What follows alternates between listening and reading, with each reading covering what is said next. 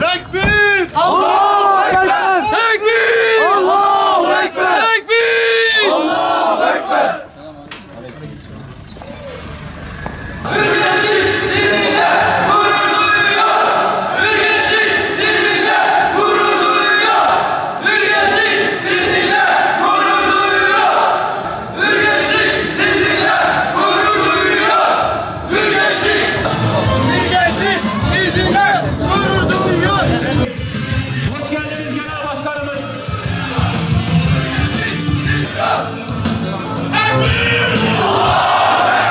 Sloganlara eşlik edelim.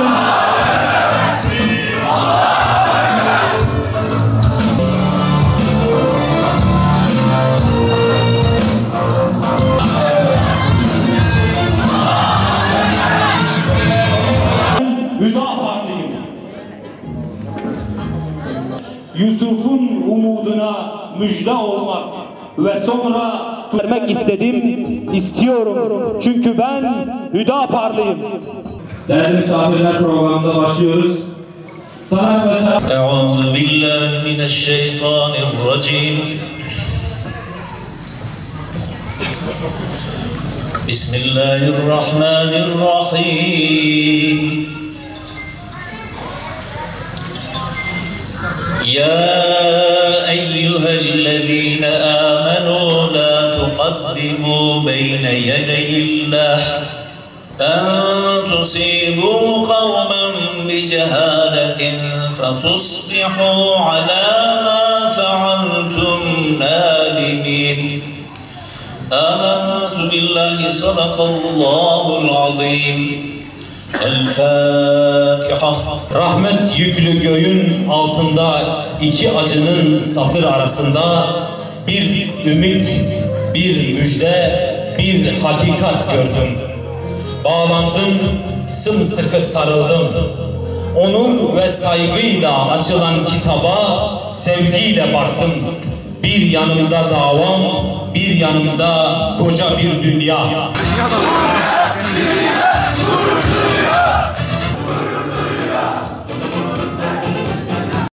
Bismillahirrahmanirrahim. Elhamdülillah. Vessalatu vesselamu ala Resulillah.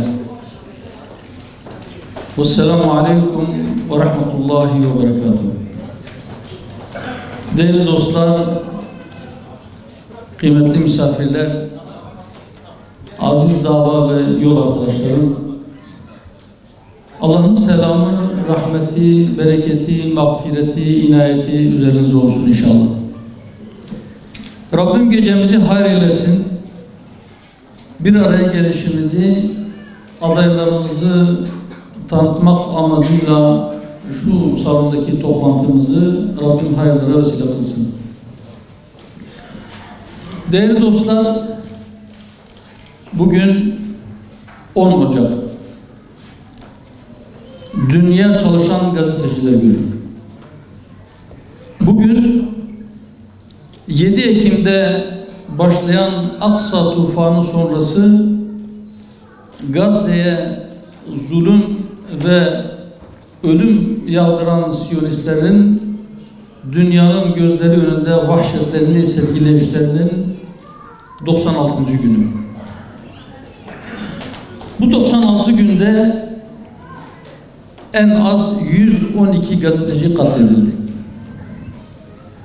Katledilen masum sivillerin sayısı enkaz altındakilerle birlikte hesaplandığında 30.000'in epey üzerine çıktı.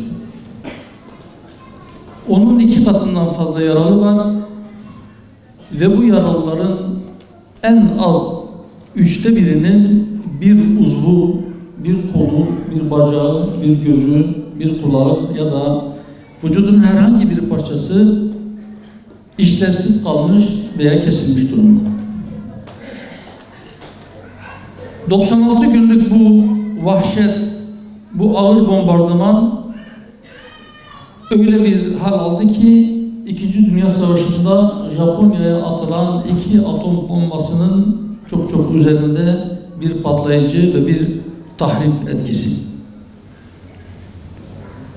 Kan akıyor, vahşet sergileniyor ve oradaki mücahitlerin sözcüsü kardeşimizin ifadesiyle dünya ikiye ayrılmış, vahşeti destekleyen zalimler ve seyreden acizler. Bir tarafta orada Siyonist vahşet devam ederken onlar belki zannettiler ki bu vahşetlerini pervasızca hep devam ettirecekler. Bütün dünya onlara alkış tutacak, onlara destek verecek ya da en azından böyle aciz bir şekilde onları seyredecekler. Bazen nasıl oluyor? Kameraların önünde, dünyanın gözlerinin önünde bu kadar acımasızca vahşetler sergilenirken 10 yıllardır, hatta 100 yıllardır Batı dünyasından insan hakları, insani değerler, demokrasi, insanların kendi geleceği hakkında karar verme hakkı, eğitim hakkı, çocuk hakkı, kadın hakkı, insan hakları diye sürekli dünyanın geri kalan kısmına bu alanlarda ders vermeye kalkan ya da bu kavramları kullanarak belki onları bir hizaya çekmeye çalışan Batılılar en azından şeklen bu vahşete karşı çıkmaları gerekmiyor muydu diye sorulan sorular cevapsız sorular. Ama son günlerdeki gelişmeler yavaş yavaş aslında bunların da birer cevabının olduğunu bizlere gösteriyor. Birkaç gündür yeniden toplumun gündemine gelen başka tüneller var. Gazze'deki tünellerden başka. Biliyorsunuz Amerika'da Yahudilerin ibadethanesi olan sinagogların altında bazı tünellerin bulunduğuna, orada bazı hahamların gözaltına alındıklarına dair haberler özellikle de sosyal medyada dolaşmaya başladı. İbadethanelerinin altına tüneller kazmışlar, altta gizli sığınaklar ve o sığınaklarda kanlı yataklar, kesici aletler, işkence aleti. Belli ki orada sapık düşüncelerine birilerini kurban etmişler. Sadece bu mu? Hayır.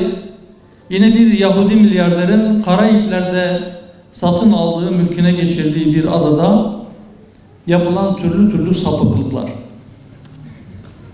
Ve o sapıklıkların videoya kaydedilmesi ve dünyanın pek çok yerindeki etkili nüfus sahibi kişilere şantajlar. Bir tarafta İngiltere'nin prensi, bugünkü kralın kardeşi, bir tarafta Amerikalı ünlü iş adamları, ünlü sanatçılar, bilim adamları, siyaset adamları, bunların yapmış oldukları ahlaksızlıklar parça parça servis ediliyor. Dünyanın farklı bölgelerinden kaçırılan küçük yaştaki kız ve erkek çocuklarına yapılan tacizler, tecavüzler ve bunları kayda almışlar. Bunların parça parça verilmesi ki o dava 2019 yılından beri devam ediyor. Şimdilerde tekrar gündeme geldi. Niyetleri nedir? Altından ne çıkacak yakında anlaşılıyor. Ama şimdilik herhalde şu kadar anlaşılıyor ki bunları parça parça servis etmeleri, bazılarını deşifre etmeleri ihtimal ki birilerine çok açık bir tehdittir. Yani diyorlar ki bakın biz buradan söylemiyoruz ama siz kendinizi biliyorsunuz. Sizin de isminizi deşifre ederiz. Siz önce çıkar inkar edersiniz, sonra sizin videolarınızı piyasaya düşürürüz. İnsanların içine çıkamaz duruma gelirsiniz. Değerli dostlar, bütün bunlar bize birkaç şey ders veriyor. Bir, bu ahlaksızlar dünyaya hükmedebilmek için insanları, sıradan insanlar ya da nüfuzlu insanlar, siyasetçiler ya da iş insanları, zenginler, kraliyet ailesi mensupları ya da sanatçı, her neyse, bütün bunları kendi tesirleri altına, kendi hegemonyaları altına almak, kendi esaretleri altına almak için yapmayacakları ahlaksızlık yoktur. Kurban etmeyecekleri hiçbir kişi ve değer yoktur. Bu işin birinci tarafı. Ve bir diğeri, dünyanın çivisi çıkmış, bu kadar ahlaksızlıkların sahibi olanlar daha düne kadar çıkıp pek çok insanı belki bazı konularda ders vermeye, insanlık dersi vermeye yelteniyorlar. Bir şey daha, orada herhangi bir açığı, herhangi bir ahlaksızlığı, çok af buyurun, herhangi bir namussuzluğu olsun veya olmasın, herkes şuna çok dikkat etsin. Bundan sonra bu Siyonist vahşete alkış çalanlar, destek olanlar, onların avukatlığına soyunanlar ya da bunları yapmaya cesaret edemediği için kafasını kuma görüp sessiz kalanlar. Bilin ki bundan sonra insanlar bu saatten sonra siz bu sessizliğe büründüğünüzde ya da Siyonist vahşetin avukatlığını yapmaya soğunduğunuzda son ortaya çıkan ifşaatlardan sonra insanlar sizinle ilgili de acaba diyeceklerdir. Bunu aklınızdan çıkarmayın. Öyleyse şunu unutmayın. Gerçekler eninde sonunda açığa çıkacaktır. Ve bu vahşilerin bu çirkin yüzü bir şekilde ortaya çıktı, çıkmaya başladı. Ve bu çirkinlikler emin olun artık hiçbir şeyle örtülemeyecek durumdadır. Ve inşallah ümit ediyorum ki karanlığın en koyulaştığı bu dönemde artık insanlık için bir hürriyet ışığı da olsun, bir adalet güneşi de olsun. Dünyada böyle bir tablo var. Bir de aslında başından beri Türkiye'deki tepkilerin yetersiz olduğundan şikayet ettiğimiz bu Gazze meselesi bütün yakıcılığıyla devam etmesine rağmen Türkiye'de başarılı bir şekilde ustaca manevralarla gündemi değiştirmeye başladı birileri. Aralığın son haftasında mecliste bütçe görüşmeleri var. Bu bütçe görüşmelerinde son sözlerden bir tanesini de ben aldım. 10 dakikalık bir konuşma. O konuşmada bütçeyi konuştuk. Aslında şu 20 yıllık AK Parti iktidarında yapılan özellikle faiz ödemelerinde gayri safi yurt içi hasılaya ve bütçe gelirlerine göre oransal olarak bir düşüş olmasının önemli olduğunu, bu hakkı teslim ettiğimizi fakat bunun yetersiz olduğunu söyledik. Genel manada da aslında bir sistem eleştirisi yaptık. Ama buna rağmen meclisteki en kalabalık gruba sahip olan muhalefet partisi çıktı, olayı başka bir tarafa çekmeye çalıştı. Önce özellik ve federasyon tartışması Türkiye'nin gündemindeymiş gibi bir yaygara kopardılar. Önce grup başkanı vekiliyle başladı. Akabinde ertesi gün genel başkanları parti programımıza atıfla benden bahsederken elinde hilafet yeşili parti programı dedi, işaret fişeğini çaktı. Yeşili duymuştuk. Bir de hilafet yeşili varmış. Şurada da bir mikrofon var. Bizim parti programının yeşili, bu bizim partinin mikrofonu, aynı renk. İşte bu yeşile hilafet yeşili dedi. Sonra bir hilafet tartışması başladı.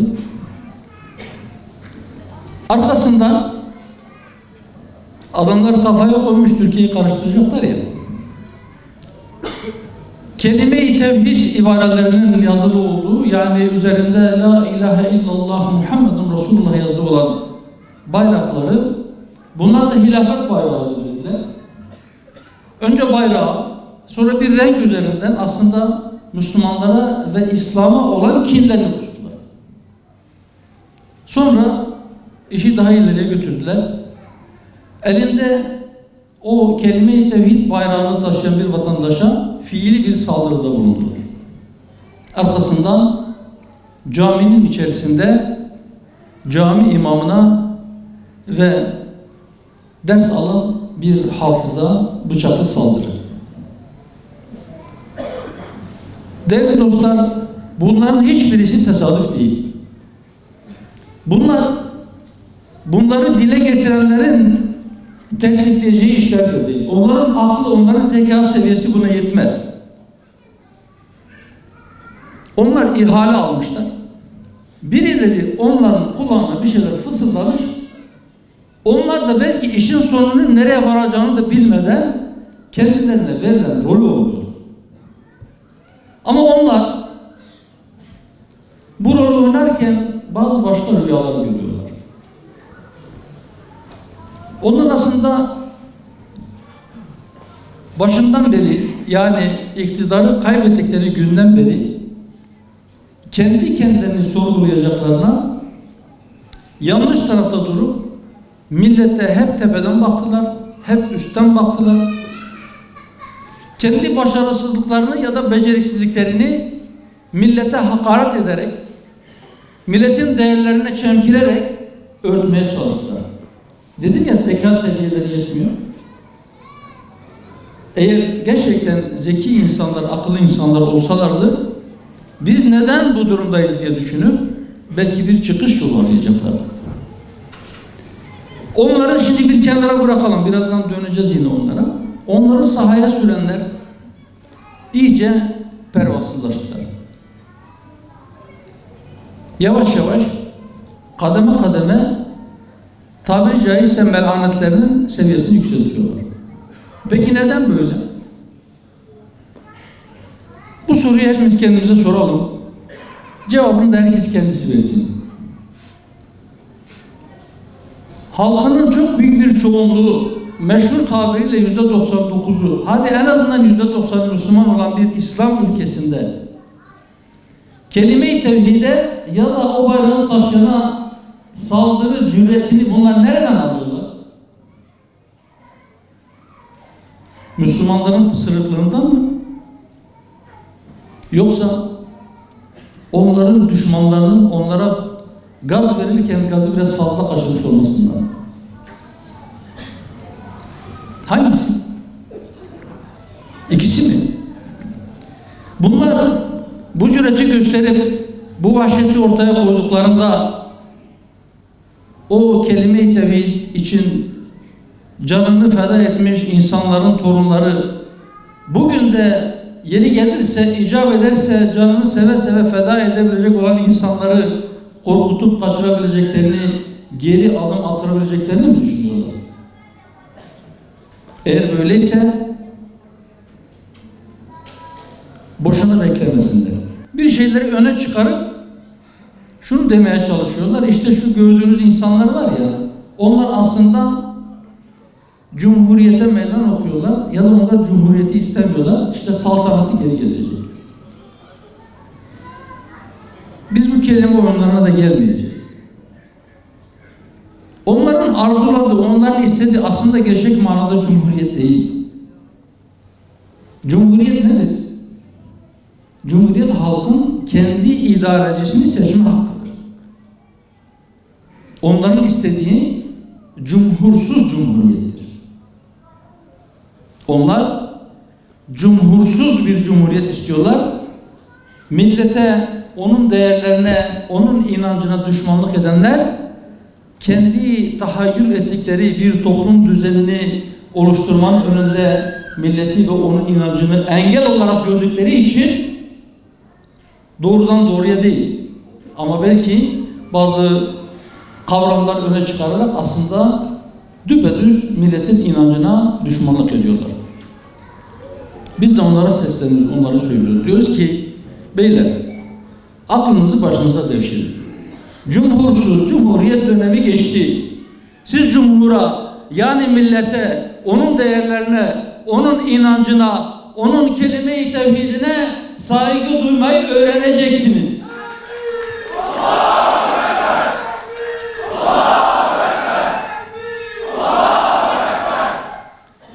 Bir taraftan hem millete tepeden bakacaklar, hem milletin gündeminden bütün kopuk olacaklar. Kendi sunni gündemleriyle yelkenleri şişirmeye çalışacaklar. Ama öte taraftan sandık meydana geldiğinde, seçim günü gelip çattığında bütün çalışmalarına, bütün reklam kampanyalarına, bütün tuzaklarına, bütün iftiralarına, bütün karalamalarına rağmen hüsran yaşayacaklar. Ama aynaya bakıp biz ne yaptık, niye böyle oldu diye sormak yerine yine millete kızacaklar, millete hakaret edecekler. Biz de onlara söylüyoruz. Önce bir adam olun. Önce bir insan olun. Önce bir milleti anlamaya çalışın. Önce bir millete ve onun değerlerine saygı duymayı öğrenin. Milletin gündeminden kopuksunuz. Milletin tarihine yabancısınız. Milletin örfüne, kültürüne Fransızsınız. Bu yüzden millet size güvenmiyor. Millet sizi kendinden bir parça olarak görmüyor. O yüzden size yetki vermiyor. Ve siz böyle kalmaya devam ettiğiniz müddetçe de siz bu memlekette meşru yollardan iktidarı hayal bile edemeyeceksiniz. Darbe dönemleri de geçti. Şimdi gidin kendi dizlerinize vurun. Sizin çok sevdiğiniz tabirle kendi öz eleştirinizi yapın. Nerede yanlış yaptığınızı görün. Ya bu milletin temsiliyetine, temsil etme makamına layık insanlar haline gelmek için bir çaba içerisinde olun. Ya da boş hayaller peşinde koşmaya devam edin. Tercih sizin. Peki milletin gündeminde ne var? Milletin gündeminde gaz da var. Milletin gündeminde geçim sıkıntısı var. Milletin gündeminde emekli maaşlarına yapılan adaletsiz zamlar var. Gençler iş istiyor. Gençler yuva kurmak istiyor. Gençler iş kurmak istiyor. Çocuklar güvenli bir şekilde dışarıya çıkabilmek istiyor. Anne babalar eğitimin gerçekten bu milletin değerlerine uygun bir hale getirilmesini istiyor. Ahlaki kokuşmanın, ahlaki bozulmanın, yozlaşmanın önüne geçecek tedbirler alınmasını istiyor. Ama beyefendiler, bu gündemden uzak ve kopuk olanlar gündem olmak için sunni gündemlerle bu milleti meşgul etmeye ve kendi işlerindeki kini, öfkeyi bazı kelimelerle dışarıya vurmaya ve bu milletin değerlerine hakaret ederek tabiri caizse meşhur olmaya çalışıyor. Değerli dostlar, aslında hem bu konularla hem de memleketin gündemindeki diğer konularla ilgili söylenecek çok şey var. Mesela emekli maaşlarına yapılan zamla ilgili. En yetkili makamdakilerden bazıları bile refah payıyla birlikte işçi ve Bağkur emeklilerine yapılan zam da memur emeklilerine yapılan zam kadar olacak, eşitleyeceğiz refah payı adı altında dediler. Fakat henüz bir tık yok. Gerçekten işçi emeklilerine ve Bağkur emeklilerine uygun görülen zam miktarı yani hiçbir hesaba sığmıyor. Açlık sınırının 15.000 lira olduğu, yoksulluk sınırının 40.000 liranın üzerine çıktı. Sadece bir tek kişinin, bekar bir kişinin bütün ihtiyaçlarını karşılamak için resmi hesaplamalara göre 18.000 liranın üzerinde bir meblağ ihtiyaç duyduğu bir zaman diliminde siz 7.500 liralık emekli maaşına %30 kusur zam yaptığınızda açlık seviyesinin bile epey altında kalacağını hiç mi hesap edemediniz? Buradan bu vesileyle hükümete çağrıda bulunmak istiyoruz. Hiçbir maaş asla ve asla açlık sınırının altında kalmamalı. Buna göre en düşük emekli aylığının 15.000 liranın altında olmaması gerekir. Değerli dostlar, aday tanıtım toplantısı amacıyla bu isim altında bir araya geldik. Önümüzde 3 aydan daha kısa bir süre sonra bir yerel seçim var, mahalli seçim var. Şehirlerimizi idare edecek, 5 yıl için yönetecek belediye başkanlarını, belediye meclis üyelerini seçeceğiz ve büyükşehir olmayan yerlerde aynı zamanda il genel meclis üyelerini 5 yıl için görevlendirip oraya göndereceğiz. Ayrıca her bir mahalle kendi muhtarını da seçecek. Şimdi biz diyoruz ki 2012 yılının sonunda, yani 11 yıl önce insan, öncelik adalet diyerek, dürüst siyaset, gerçek adalet diyerek yola çıkan hür kadroların inşallah belediyecilik anlayışıyla, onların yönetim anlayışıyla da bu memleketin tanışma zamanı, bu memleketin onunla yüzleşme, onunla birebir hemhal olma, yakından görme zamanı inşallah gelmiştir diyor. İlk aday tanıtım toplantımızı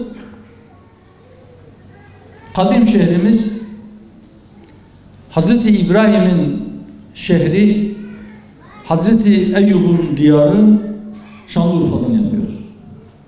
Bugün burada birkaç belediye başkan adayımızı kamuoyuna tanıtacağız.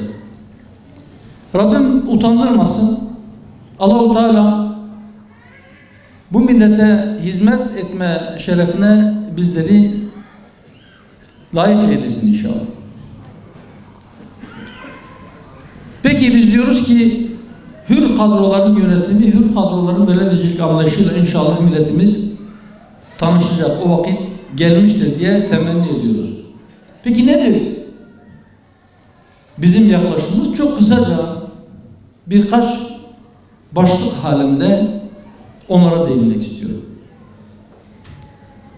Aslında memleketin her tarafında siyasi görüş farkı gözetmeksizin şunu rahatlıkla söyleyebilirim ki pek çok insana sorduğumuzda neredeyse memleketin her tarafında bir israf ve savurganlık olduğunu hemen herkes söylüyor.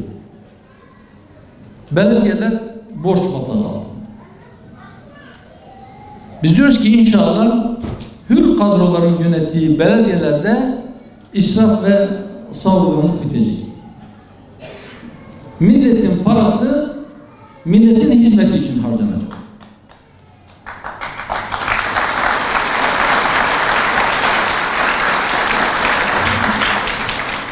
Mesela malumlarınız şimdi yağmurlar eskiye göre çok daha şiddetli yağıyor. Ve o şiddetli yağmurlar yağdığında memleketin pek çok yerinde sel afetleri yaşanıyor. Eğer altyapı, eğer o sel sularını taşıyacak olan kanalların kapasitesi yeterli olsaydı bu kadar sık bir şekilde sel felaketlerini yaşanmıyor. Ama o yerin altındaki kanalları büyütmek yerine pek çok yerde milletin gözünün önündedir diye aslında yıpranmamış, eskimemiş olsalar bile birilerini zengin etmek için kaldırımlar neredeyse her sene yenileniyor.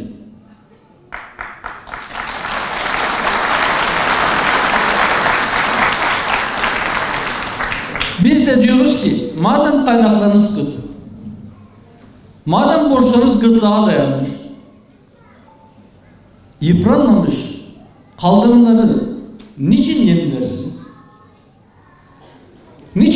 daha çok altyapıya yönelmezsiniz. Şu veya bu partiye değil, bu şekildeki bir yönetim anlayışında olan herkese de sözümüz. Evet, israf ve savurganlık bitecek.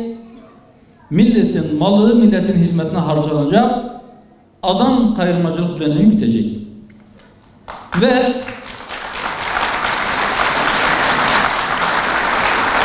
İnşallah kazandığımız her belediyenin girişine şu levhayı asacağız. Rüşvet alan da veren de melundur.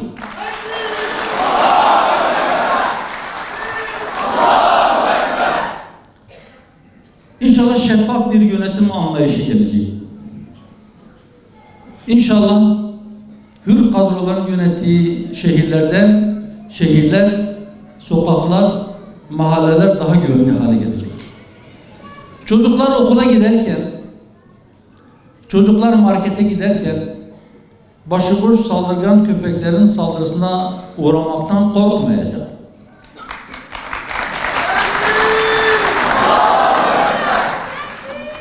İnsan eşref-i mahlukattır. 11 yıl önce yola çıktığımızda önce insan, öncelik adaletiydi. İnsanı merkeze alan bir yönetim anlayışında insanın sağlığını, insanın hayatını tehlikeye atan hiçbir şeye müsaade edilemez. Biz bunu söylerken belki birileri yine bunlar işte hayvan düşmanı, bunlar köpek düşmanı diye yaygarayı koparacaklar. Olsun. Yaygarayı koparsınlar. Zaten her oturduklarında bizimle ilgili bizim söylediğimiz veya söylemediğimiz şeyleri evre çevre dillerine dolayarak, önünden arkasından keserek, çarpıtarak, takla attırarak zaten yaygara koparıyorlar. Varsa bunun için de koparsınlar.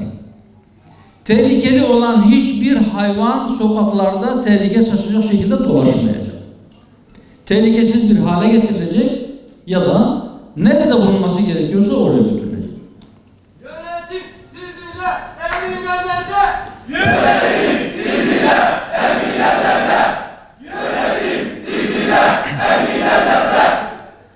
Allah-u Teala bize emanet olan şu canı gerçek sahibine teslim etme anına kadar bizi emanetinde emin kılsın inşallah. Evet değerli dostlar,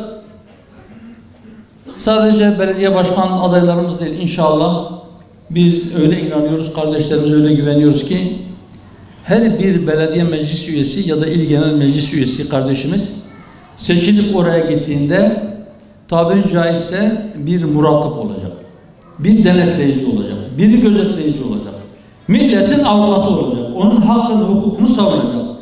Bir Hüdaparlı meclis üyesinin bulunduğu bir mecliste hiç kimse haksızlık, hukuksuzluk, yolsuzluk yapmaya cüret edemeyecek.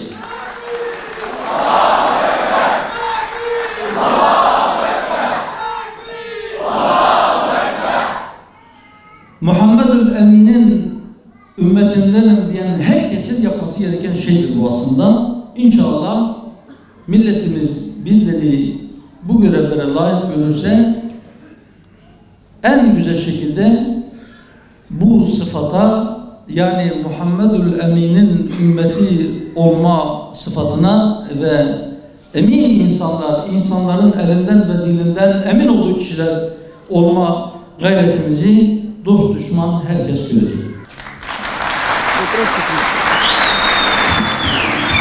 Allah'ın izniyle hür kadroların yönettiği şehirlerde en fazla belki bundan istifade edecek kendileri ve gerekse de yetiştirecekleri gelecek meseleler açısından kadınlarımız olur.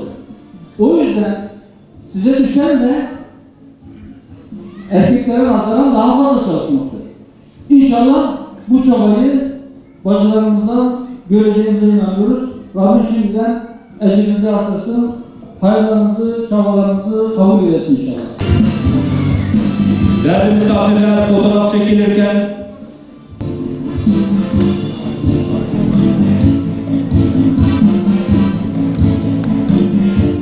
adayların listesi.